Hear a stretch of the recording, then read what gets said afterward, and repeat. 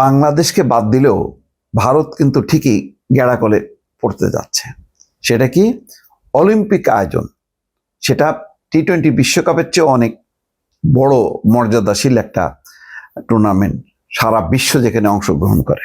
এখন এই ব্যাপারে আন্তর্জাতিক অলিম্পিক কমিটি ও আইওসি খুবই তারা কড়া অবস্থান তার, যে খেলাধুলার মধ্যে রাজনীতি ঢুকাইলে সেই দেশে আয়োজন হবে না।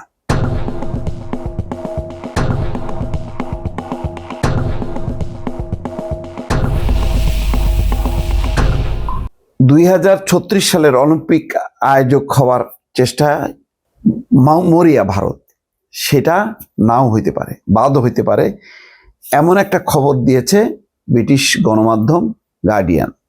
তারা বলছে যে খেলাধুলায় রাজনীতির অনুপ্রবেশ নিয়ে আন্তর্জাতিক অলিম্পিক কমিটির কড়া মনোভাব ভারতের জন্য এখন চিন্তার কারণ হয়ে দাঁড়িয়েছে। দর্শক নিশ্চয়ই জানেন যে সেই কলকাতা নাইট রাইডার্সে সেখান থেকে মুস্তাফিজুর রহমানকে বাদ দেওয়া হয়েছে। বাদ দেওয়ার পেছনে কারণটা কি? রাজনীতি। বাংলাদেশের ঘটনা নিয়ে ভারত এমন রিয়াক্ট করলো, বলছে যে মুস্তাফিজকে বাদ দিতে হবে। সেই বাদের ধাক্কা যে পড়লো টি-20 বিশ্বকাপে। বাংলাদেশ বললো যদি মুস্তাফিজ খেলতে না পারে নিরাপত্তার কারণে, তাহলে বাংলাদেশ দলও নিরাপদ না, ভেন্যু সরানো হোক কলম্বোতে। কিন্তু জয় শাহ, আইসিসির চেয়ারম্যান, যিনি ভারতের স্বরাষ্ট্রমন্ত্রী অমিত শাহর পুত্র, তিনি সিদ্ধান্ত দিলেন যে না, হবে না। ভালো, এবং সবাই জানে আইসিসি স্বাধীন সত্তা হলেও এটা ভারতের ক্রিকেট বোর্ড দ্বারা নিয়ন্ত্রিত, এবং সেই জায়গাতে বেরোতে পারেনি। ওই নিরাপত্তা ইস্যুতে ভারত যখন বললো পাকিস্তানে খেলবো না, তখন সেটা আবার পাশ হয়ে গেল। আবার বাংলাদেশ যখন বলতেছে ভারতের নিরাপত্তার কারণে পারবো না, তখন উল্টা বাংলাদেশ বাদ হয়ে গেল। তো বাংলাদেশ বাদ হয়ে গেল, ওইদিকে ভারত খেলতে যাবে না, সেটাই পাশ হইলো, তার মানে পাকিস্তানও বাদ হইলো।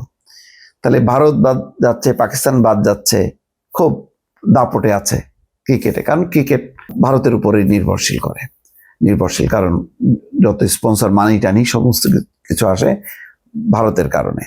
তো সেই কারণে তারা আইসিসিকে নিজেদের মতন করে নিয়ন্ত্রণ করে, কিন্তু অলিম্পিক কমিটিকে তো সম্ভব না।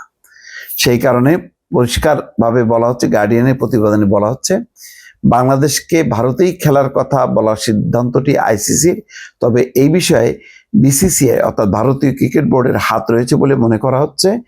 বাংলাদেশের ম্যাচ শ্রীলঙ্কায় স্থানান্তর না করতে ভারতীয় ক্রিকেট বোর্ডের পক্ষ থেকে আইসিসিতে তদবির করা হয়েছে বলে ধারণা করা হচ্ছে। অর্থাৎ কলম্বোতে না, তাহলে আর বাংলাদেশ উপায় নেই, ভারতে খেলতে হবে, বাংলাদেশ তো যাবে না, সুতরাং বাদ হয়ে গেল। এখন যেটা বলা হচ্ছে, গার্ডিয়ানের প্রতিবেদন বলা হচ্ছে, আইসিসি কাগজে কলমে স্বাধীন হলেও ভারতের পক্ষে সিদ্ধান্ত নেওয়ার ইতিহাস তাদের পুরনো। 2024 সালে আর্থিক এবং সম্প্রচার সত্যের খাতিরে ভারতকে গায়ানায় সেমিফাইনাল খেলার আগাম নিশ্চয়তা দেওয়া হয়েছিল, যা নিয়ে বেশ সমালোচনা আছে। সর্বশেষ কথা যেটা, সেটা খুব ইন্টারেস্টিং। গার্ডিয়ানকে আইওসি অর্থাৎ অলিম্পিক কমিটির সূত্র বলেছে, অলিম্পিক আয়োজনে যোগ্য আয়োজক হিসেবে বিবেচিত হতে চাইলে পাকিস্তান এবং ভারতের সঙ্গে সম্পর্ক উন্নতির শক্ত প্রমাণ দেখাতে হবে ভারতকে। অর্থাৎ বাংলাদেশ এবং পাকিস্তানের সাথে সম্পর্ক উন্নত হয়েছে এরকম শক্ত প্রমাণ দেখাতে পারলেই ভারতের কথাটা বিবেচনা করা হবে। তা নাহলে এটা চলে যাবে কোথায়? কাতারে চলে যাবে। কারণ এই ক্ষেত্রে কাতার অন্যতম প্রতিদ্বন্দ্বী ভারতের। সুতরাং এখানে যদি পাকিস্তান এবং বাংলাদেশ বেঁকে বসে, ভারত আউট, অলিম্পিক চলে যাবে কাতারে।